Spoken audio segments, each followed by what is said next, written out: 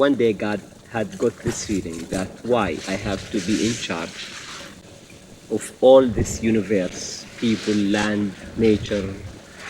Why don't I leave this power away, get rid of it, and just live in the open air like wind, like plant, like sand, like stone?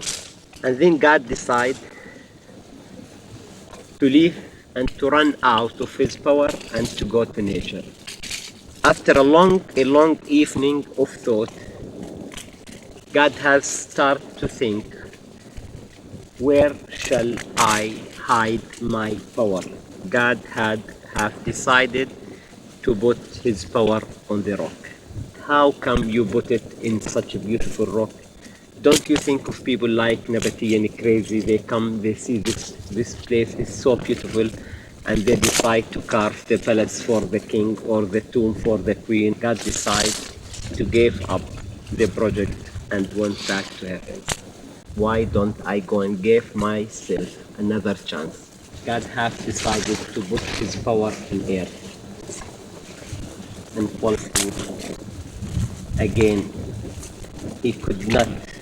Was so annoyed by so many ideas across his mind, having in mind a fight. And again, God have decided to cancel and to get over all these feelings, all what we can do.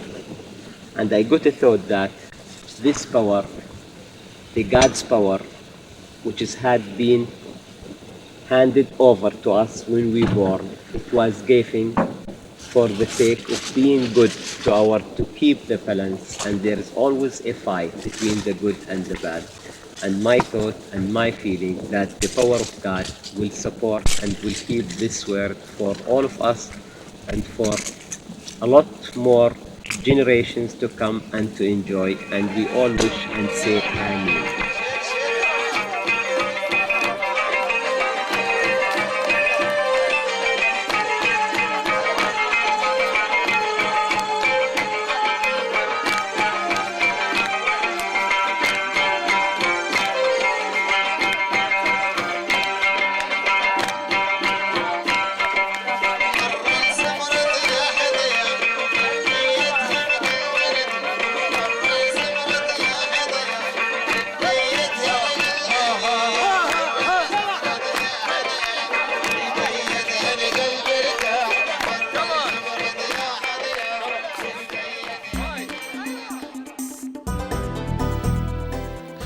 This was the first time I'd ever been on location in the desert. In the course of making this film, I met a wonderful man who introduced me to an amazing country and its lovely people. He showed me that this country is different. This is a beautiful kingdom that radiates peace and serenity, full of natural and historical sights that are a must-see for everyone.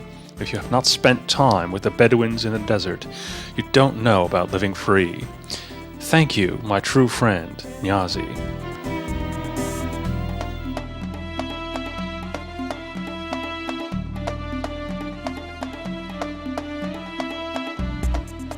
Good morning, Jordan.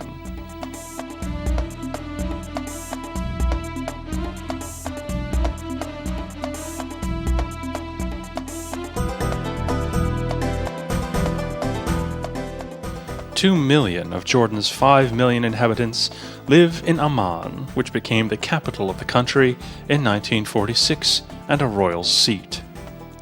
This is where the still highly respected King Hussein ibn Talal ruled, and his son Abdullah II governs his people. The city is mentioned by the Bible as the capital of the Ammonites. Rabbah, the city of Amman, was protected by over 24 watchtowers.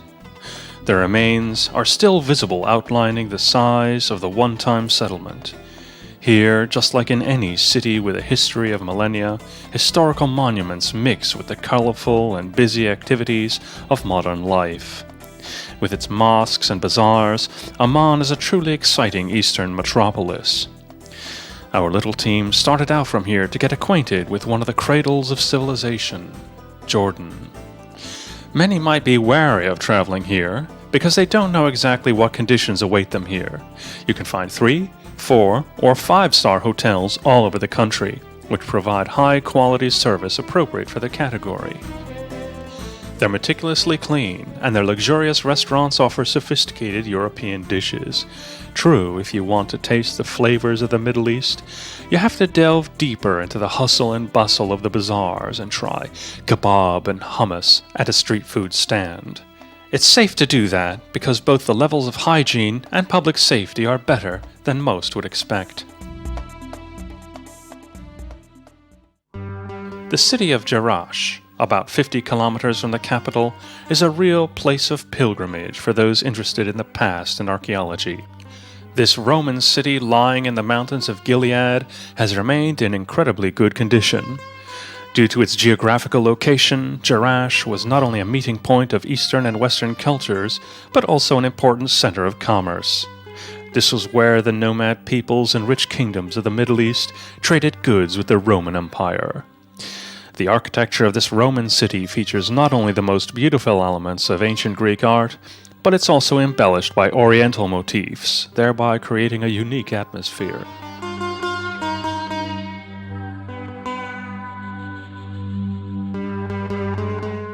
Hadrian's Arch is located about 400 meters from the edge of the city. This indicates that urban developers may have intended to further expand the city when the big earthquake of the year 747 buried Jerash along with many other cities in the Holy Land. For centuries it was questioned whether it really existed or whether it was only the product of the colorful imagination of certain historians. Then, in 1806, it was proven that Jerash, just like the Palace of Knossos and the city of Troy, very much existed. But that required an archaeologist as obsessed with his quest as Howard Carter, Arthur Evans, or Heinrich Schliemann.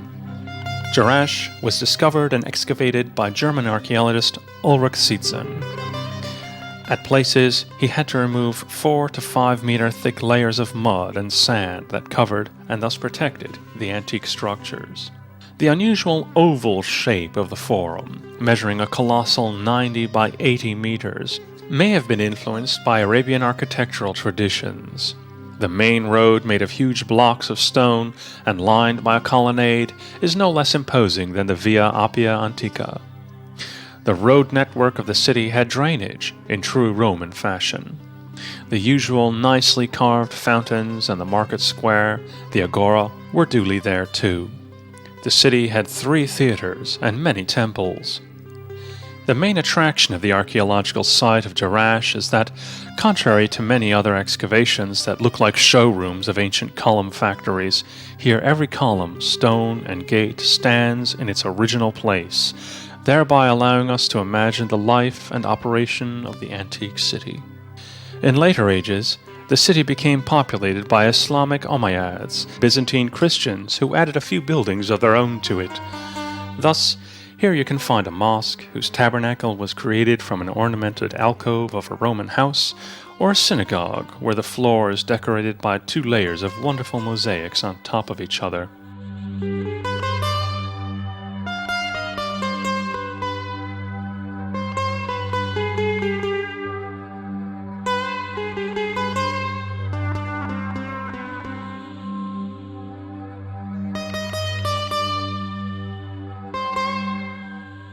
The archaeological excavation is still ongoing at the site. According to Roman traditions, the city was designed along the Cardo Maximus, the axis of a road running in a north-south direction, crossed by 2 perpendicular main roads. The city was surrounded by fortified walls. Another usual feature is the Hippodrome, which had a seating capacity of 15,000 and was a venue to many athletic competitions and chariot races that are so well known from Ben-Hur. The Jerash facility spanned over 240 meters. A small river ran through the city that, of course, had aqueducts and public baths as well. The gorgeous Fountain of the Nymphs dates back to 191 AD and is a testament to the artistic skills of the stonecutter. The water in the marble-covered 2-story shrine flowed down to a granite basin.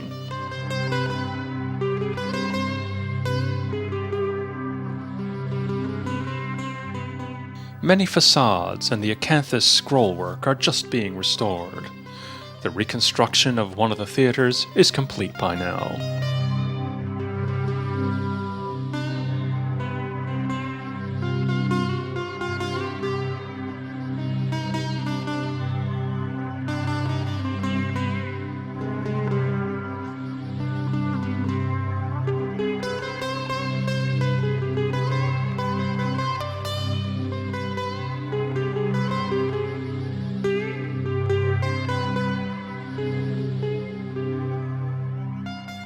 The South Theatre of Jerash boasts 3,000 numbered seats.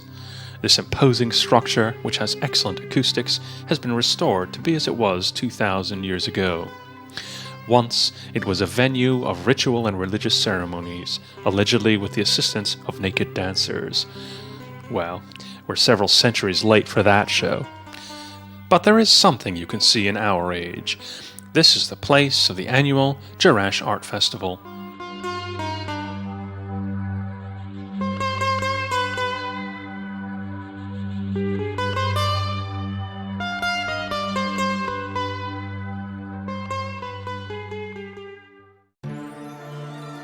Jordan, being part of the Holy Land, boasts many sites of biblical importance. According to the Old Testament, God showed Moses Canaan, the Promised Land, from Mount Nebo. This is where Moses is believed to have died and was buried. Later, a church was raised above the assumed gravesite on top of the mountain.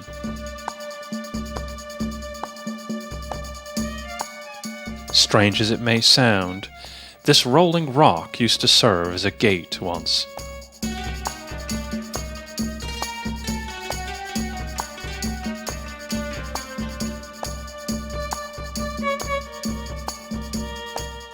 Mount Nebo is visited by crowds of pilgrims and tourists.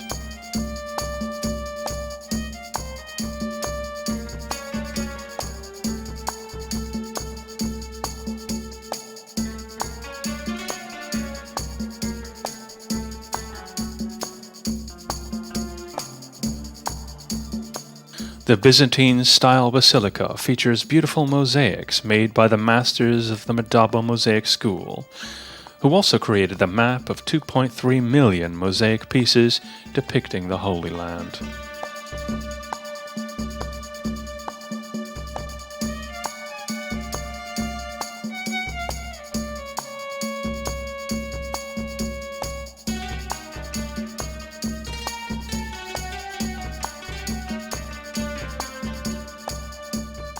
From the 800-meter-high Mount Nebo, you can see all the way to the Judean mountains in clear weather. With a good pair of binoculars, you can even view Jerusalem or Bethlehem as well.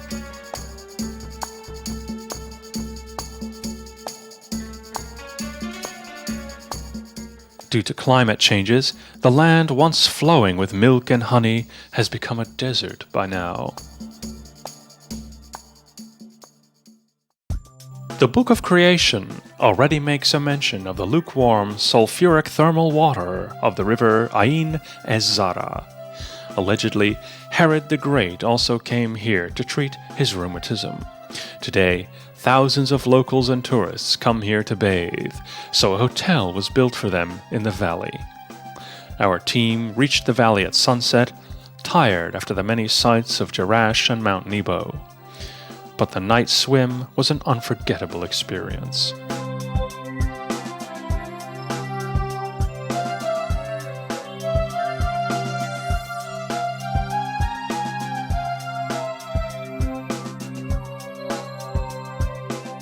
It's a special sight and experience to see how the gushing thermal water, broken by the rocks, falls into the depths, and in the natural caves we can stand underneath it to let it massage and rub our bodies. No sophisticatedly designed pool of any aquapark can match this natural waterfall.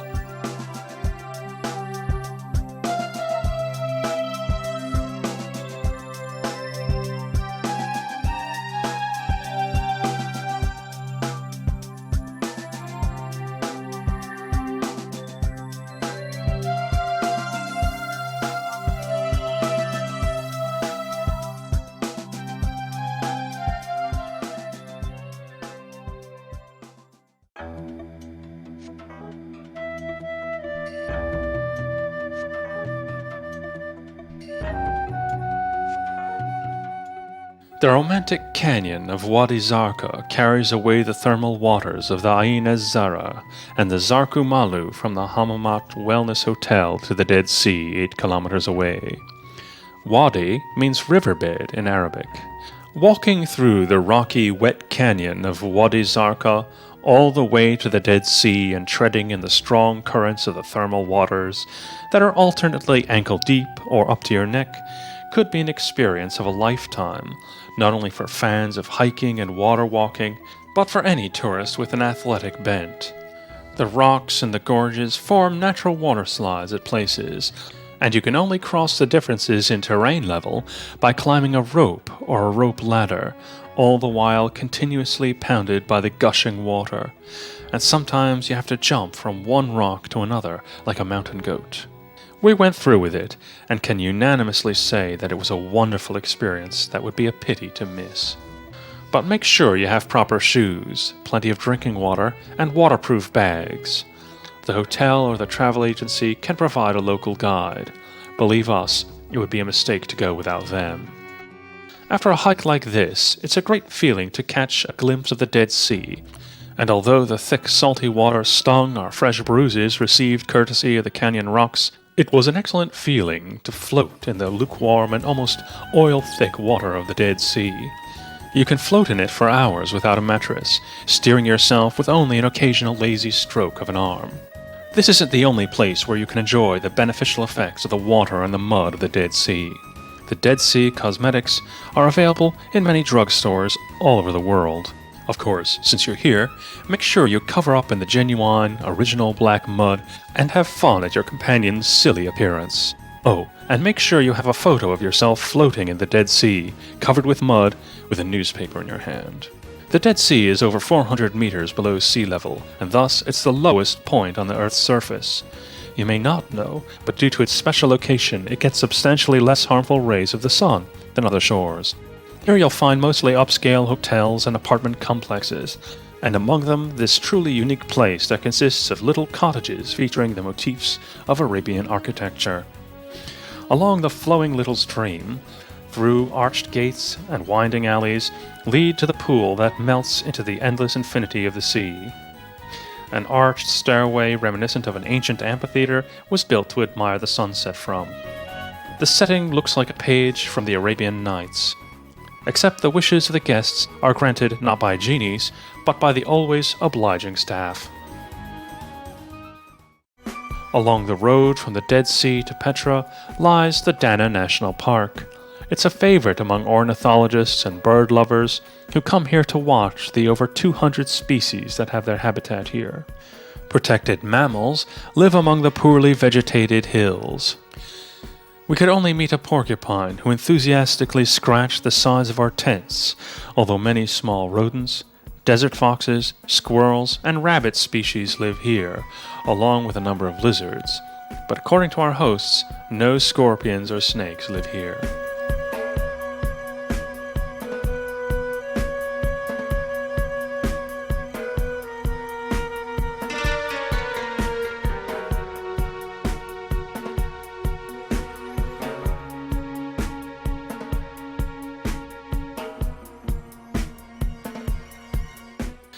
It's amazing how easily we can adapt to the semi-savage conditions of a Bedouin tent camp, despite being civilized Western city dwellers. Although as tourists, we do get some allowances, such as the water facilities under the stone domes and clean water closets and cold showers. In the morning, a 20-centimeter long stick insect stood at the door. Maybe it was waiting for its turn to take a shower. Of course, our last program for the evening was drinking some steaming herbal tea at the campfire together. Is this Hungarian embassy? Yes, I want to change it. Did you manage to say France was good? I think they will be surprised. Ha! Ha! Oh, more tea? Look in Hungary.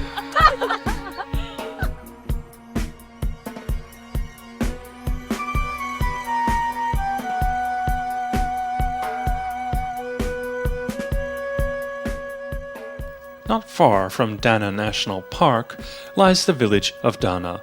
famous not only for its breathtaking view, but also for being a kind of craft village.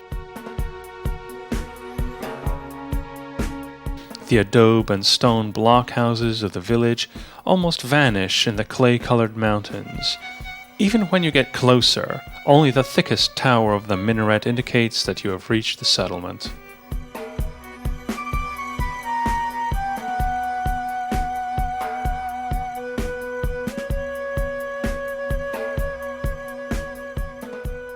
At the Visitors Center, you're greeted by a welcome drink, which is of course alcohol-free in accordance with the customs of Islam. You can buy local spices and tea in the shops, and also small pieces of jewelry decorated by the silhouette of local animals.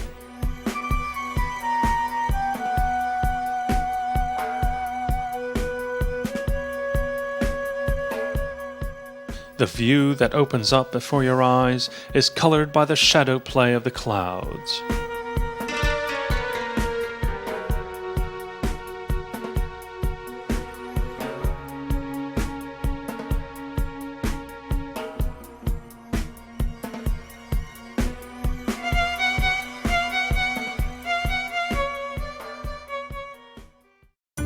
Our drivers would like to spend the time while they're waiting by reading the paper, but realize they can't speak Hungarian, so they end up looking at the pictures. Before you get the idea that the stone heaps you see everywhere are tombs or other monuments, let me tell you, they mark private ownership of the land.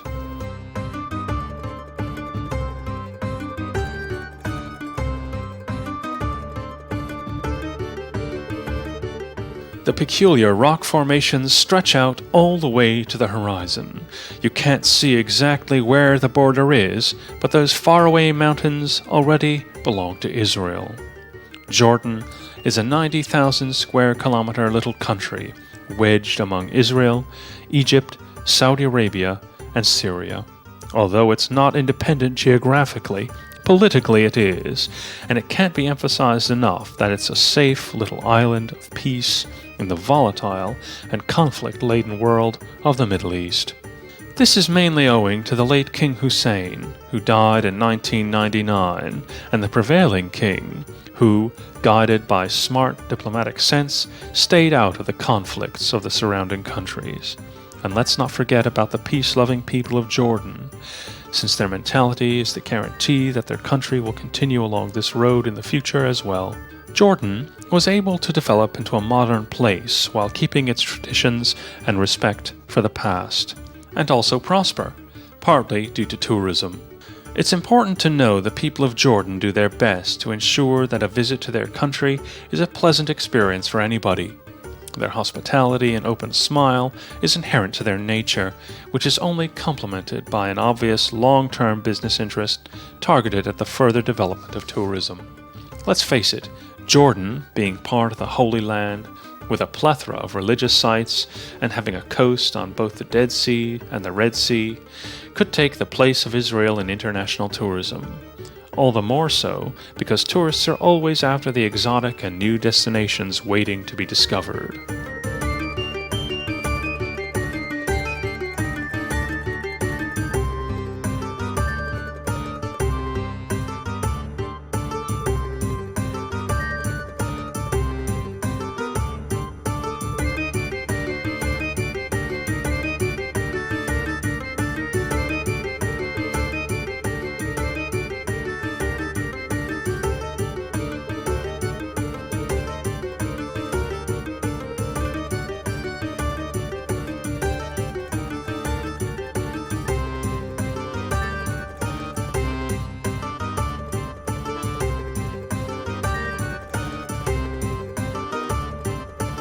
Ciao!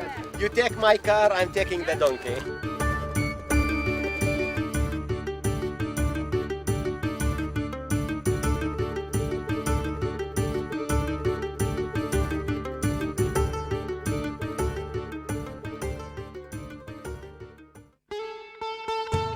Sikal Barid, sometimes called Little Petra, was the suburb and possibly business center of the Nabatean capital.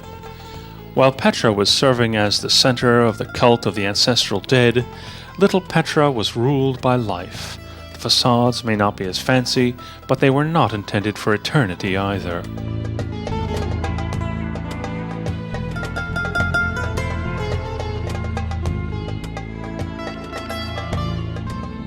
Today it's hard to tell about some of these caves, whether they were made by human hands or not.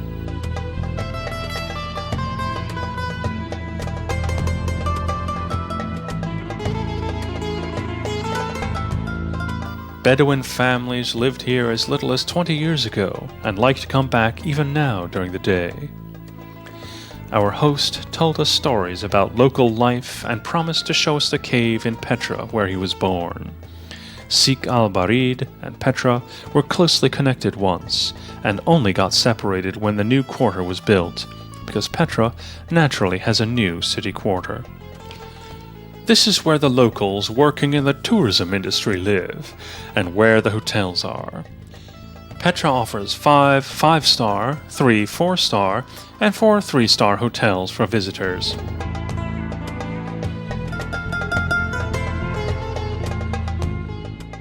The excellent microclimate of the gorge, the shady rock walls, and the little stream that once flowed here provide ample explanation why the nomadic Nabateans chose this place to settle down.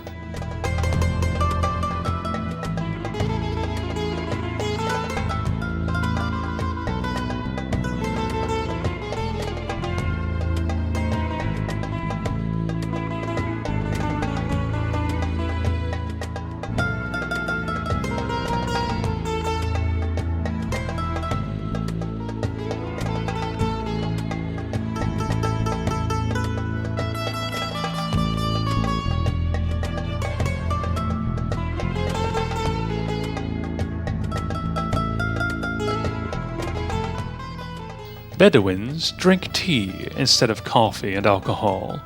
They can make a fire and tea anywhere. We had to admit that even the sunset is incomplete without it.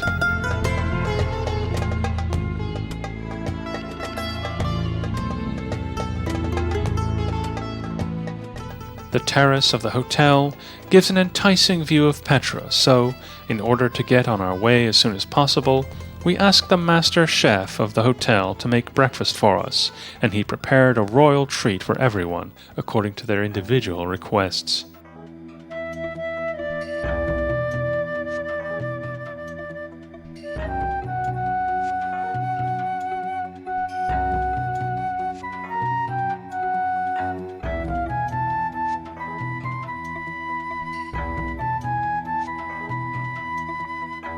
The most impressive and mysterious city of Jordan is Petra. It was probably built in the 4th century BC. Built may not be a proper term for it. It was more created or shaped, since the city itself is a narrowing passage with buildings and facades carved into the yellow, pink, and red sandstone walls. So it's completely different from our idea of a city. There are researchers who dispute whether it was in fact a city or just a necropolis with temples, shrines, sacrificial altars, a theater built for sacral rituals, tombs built for civilians, and monumental sepulchres created for kings. If you look at the narrow, cubical chambers hidden behind the unbelievably gorgeous ornamental facades, you have to admit that these would have been more suitable for the needs of the dead than the living, who need more space to move around. Despite that, researchers say that in its prime, Petra was a city of 30,000 inhabitants with a developed infrastructure. Our host showed us the cave apartment where he was born, on the walls of which you can still see the name inscription of the Nabatean family who lived here in the 4th century BC.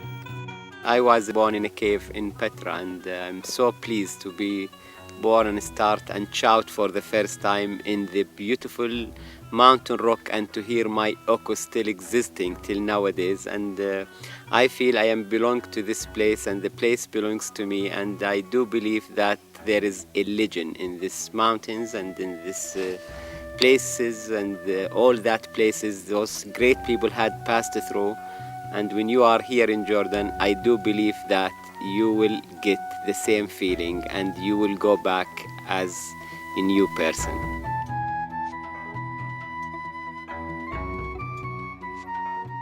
Between 1974 and 1980, the government evacuated the Bedouins who lived here by providing them with housing in the modern section of the city. Niazi Shaban studied archaeology. Then he worked as a manager here at the Petra archaeological complex. Currently, he's the head of a family business managing a travel agency, and his main goal is to endear his beloved country to more and more foreigners. Some researchers question whether these rock structures were carved by the Nabateans, or if they just moved into the city that was already here. Looking at the architecture of the remaining buildings, the use of Hellenistic motifs instead of Oriental and Arabic decorations is prominent. The fusion of Mesopotamian, Egyptian, Persian, and Greco-Roman architectural elements created a unique Nabatean style. What we know about the Nabateans is that they were nomadic Arab tribes who crowned their sheikhs to kings. If you accept what scholars say, their religion did not require human sacrifices, although they regularly practiced animal sacrifices and had an advanced cult of the dead. The Nabateans appeared in the 5th century BC. Their kings had the names of Aretas, Obodas, Malchus, and Rabel. They made their living by patrolling caravan routes.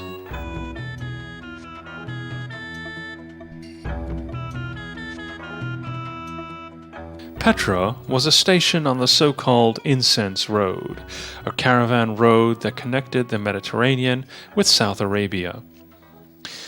Incense was transported to Egypt for religious rituals, and myrrh was used for fumigation, perfumes, and medicine.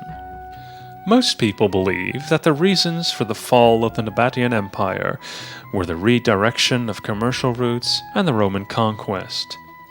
Then the decaying city was finally cut off from the outside world by the earthquake of 747 AD, just like Jerash.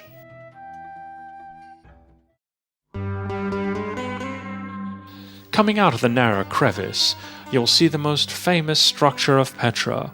It looks like a temple, and it's called a treasury, but it was used for burials. The legend about the treasures of the pharaoh being hidden here in Petra is just as improbable as the other one, claiming that this is where Moses brought water from the rock.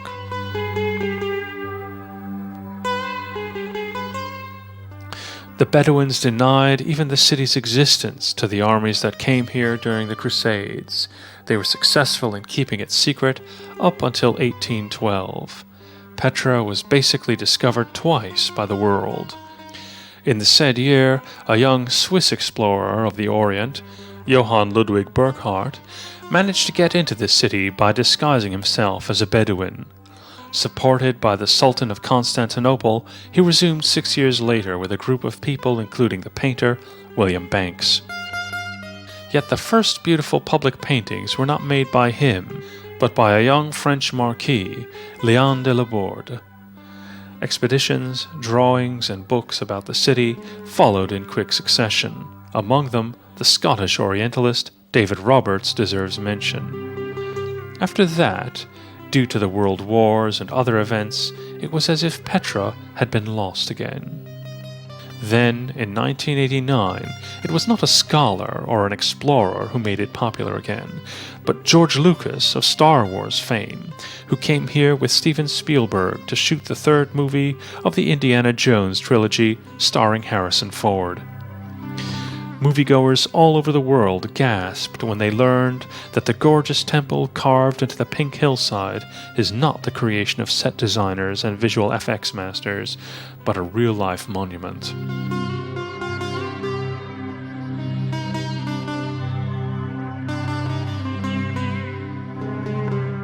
The flood of tourists has been unstoppable since then. There's no end to the books, articles, and explorers dealing with Petra.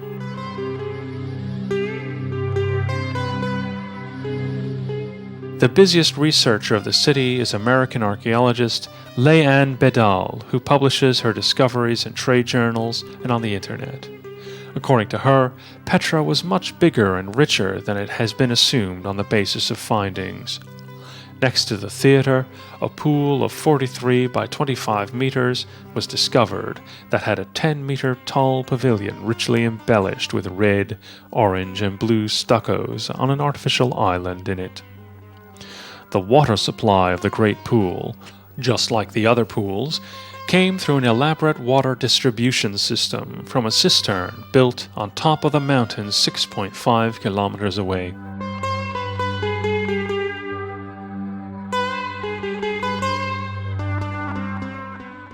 The so-called outer Sikh, leading from the treasury to the theatre, is lined by a lot of tombs. That was Necropolis, the city of the dead. Above the 7,000-person theatre stand the obelisks of Disaris and Afangates, the two main gods of the Nabateans, and the sacrificial altar.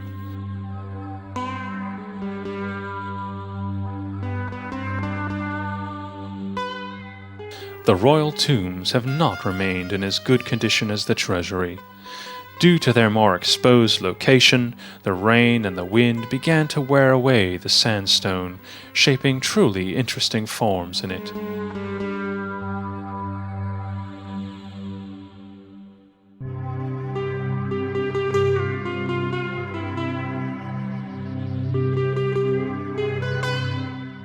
The building called the monastery, nothing is what it's called in Petra, is really a temple with a 50-meter-high facade that was the venue of the festivals to honor the dead.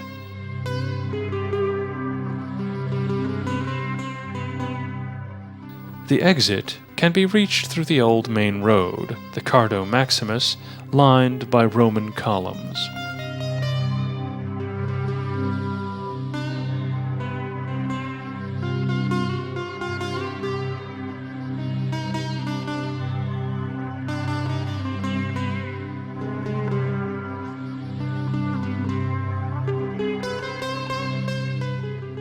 This is the parking lot for the camels and donkeys advertised by their cheerful owners as air-conditioned cabs.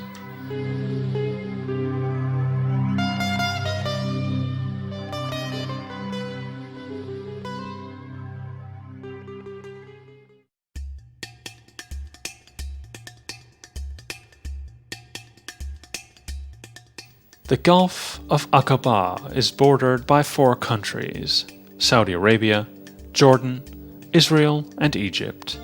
The city that the Gulf was named after is the most dynamically growing settlement of Jordan and a popular holiday resort. It combines the bustling, colorful life of the cities of the Middle East with the cosmopolitan look of beach resorts. The city was populated as early as the Bronze Age. It changed rulers and names many times. At one time or another, it was controlled by the Nabateans, the Romans, the Byzantines, the Crusaders, and the Turks, among others. Not far from the beach lies a medieval fortress which, just like the other castle ruins in Jordan, was probably built by the Crusaders, although this is yet to be proven by historians.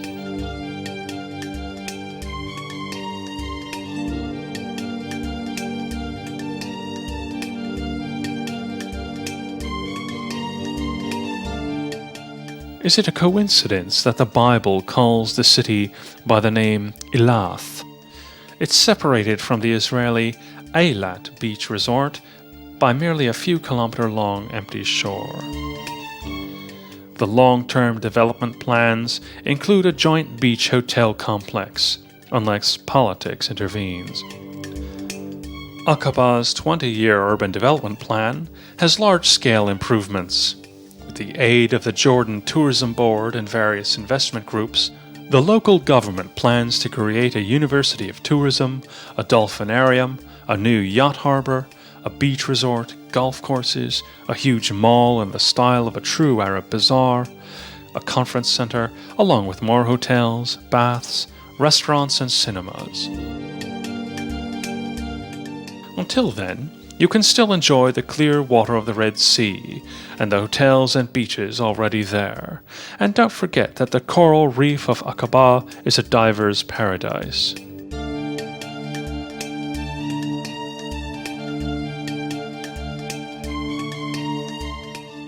The most popular souvenirs from Jordan, the small bottles filled with colored desert sand, are made by skilled artisans on the street as their buyers are watching how they work.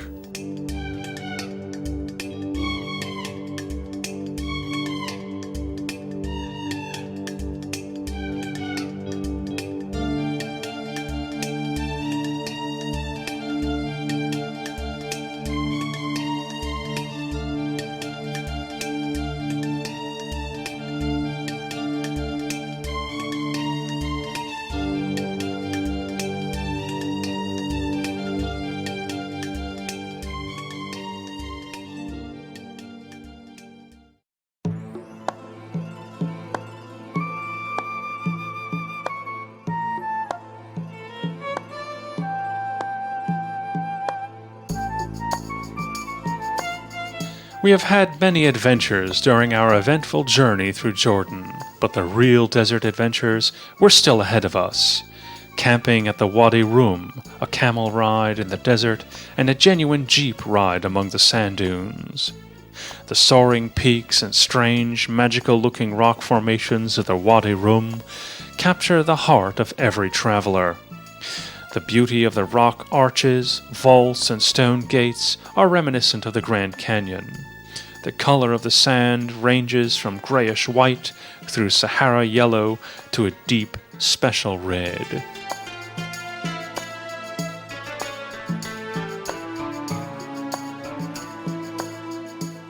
And a note for Antonioni fans. This is the Red Desert here. The sight of the sunrise and sunset in the desert is amazing. And as night falls, what else would our Bedouin escorts do but set a campfire out of a few dried and withered bushes to make some good, strong tea? Our camp is in a hollow protected by rocks and with a fence towards the desert that we mainly only saw in movies about the region. The camp, just like the one in Dana, is well equipped.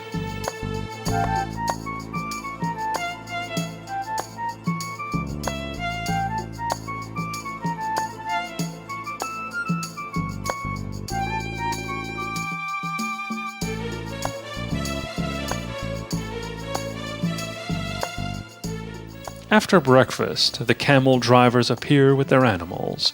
Several of us would like to trade their extra large animals for a size small. Or the other way around, but there's no time. The caravan is taking off.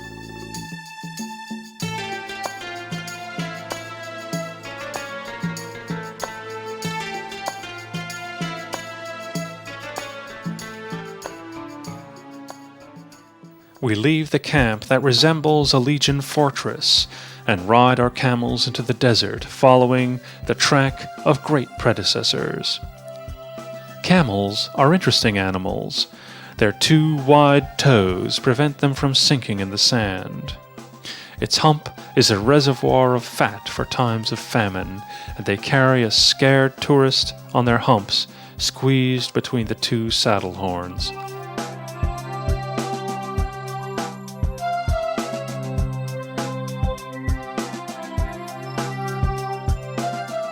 Our approach to camel riding may not be the best at first, but after 10 minutes we start to relax our stiff grip and carefully try to shift positions with our numb legs. Of course, there are people who can ride both jeeps and camels very well. Holding the reins, our friend Nyazi stands up on the back of the camel, reminding us of the horseback riding stunts of the Hungarian horseman, the Csíkos. Our little team may not remind you much of the heroes of movies like Sheikh or Tuareg, but we swear you can get used to camel riding, and you can even get to like these not overly beautiful animals.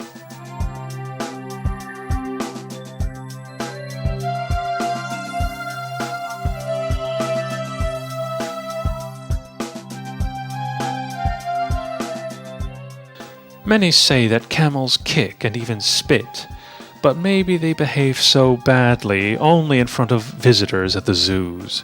Our camels appeared to be definitely clean and friendly. And we instantly grew very fond of the white-haired camel calf.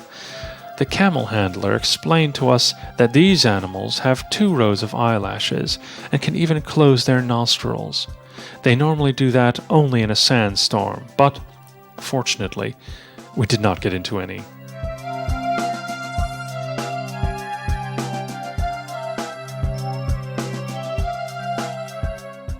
As an old saying says, each word of the Arabic language means 3 things: the thing itself, its exact opposite, and some body part of the camel. So is it a wonder we did not learn more than 10 Arabic words during our journey? After going a long period without water, a camel can drink as much as 200 liters. We think that goes for the camel riders as well. After the break, we would have liked to continue our trip on camels, but the animals and their handlers said goodbye to us.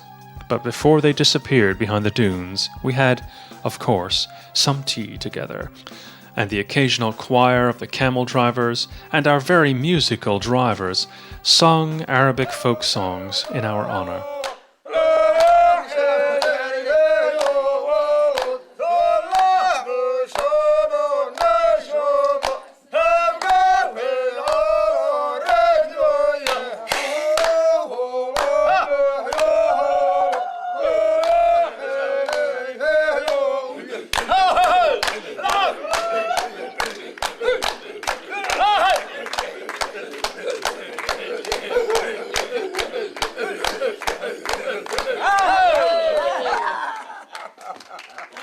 These are most likely the experiences that make traveling so much fun. The little adventures are the spice of traveling. Of course, if you lost all sense of adventure, you can still go to Jordan and see the sights by an air-conditioned bus that takes you there from your 5-star hotel.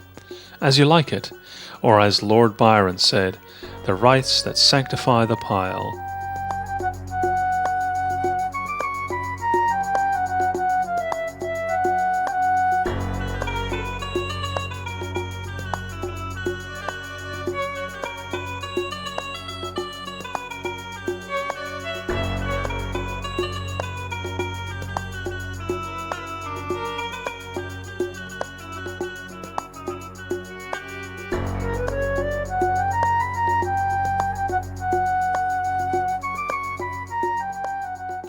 An off-road jeep ride is a similar adventure, but those who agree with the slogan, "The world starts where the concrete road ends," will enjoy the bumpy drive in their 4-wheel drives on the dunes, even if they have an occasional grain of sand between their chattering teeth.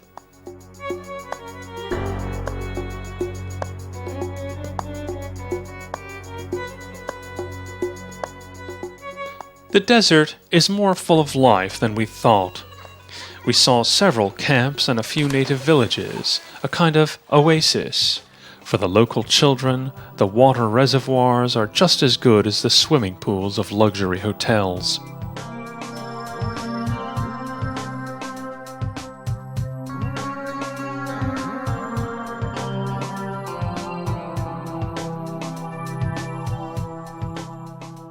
This is where the Syria-Jordan Railway runs, along with the good quality road that crosses the desert. But there's another reason this sea of sand is more friendly than the Sahara. The landscape is more interesting, and the rocks provide shelter from the burning sun. Small bushes of alpha grass grow everywhere on the dunes. These dried little branches serve as firewood for the wanderers of the desert.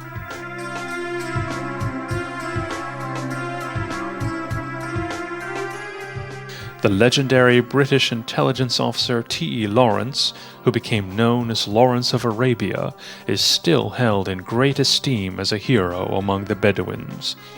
A movie by the same title was made about his life in 1962, starring Peter O'Toole. Lawrence's character also appears in the Indiana Jones story, although not in the movies, but in the TV series. The English colonel wrote about the land that he had come to love in his book titled 7 Pillars of Wisdom, and his enthusiasm explains why the locals had grown so fond of him.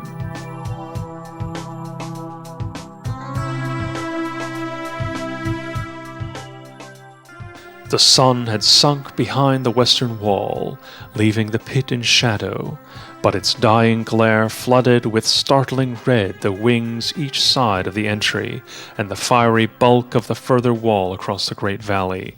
The pit floor was of damp sand, darkly wooded with shrubs, while about the feet of all the cliffs lay boulders greater than houses, sometimes, indeed, like fortresses which had crashed down from the heights above.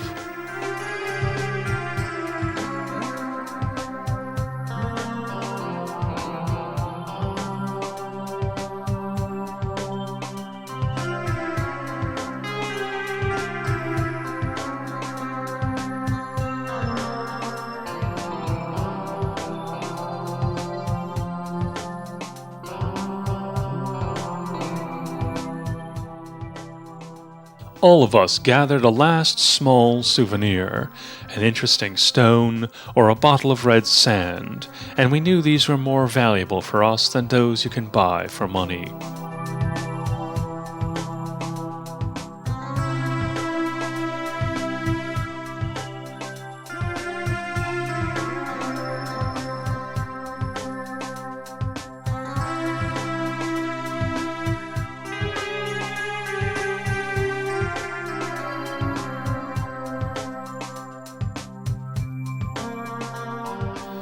Then, when after the glorious light show of the sunset, the black velvet night suddenly fell upon us, when you could distinguish each and every one of the thousands of stars that appear on the clear night sky, undisturbed by city lights, and when we sipped the hot herbal tea at the dying flames of the campfire, listening to the silence you can't hear anywhere else, yes, probably that was when we really realized what is the magic of the desert.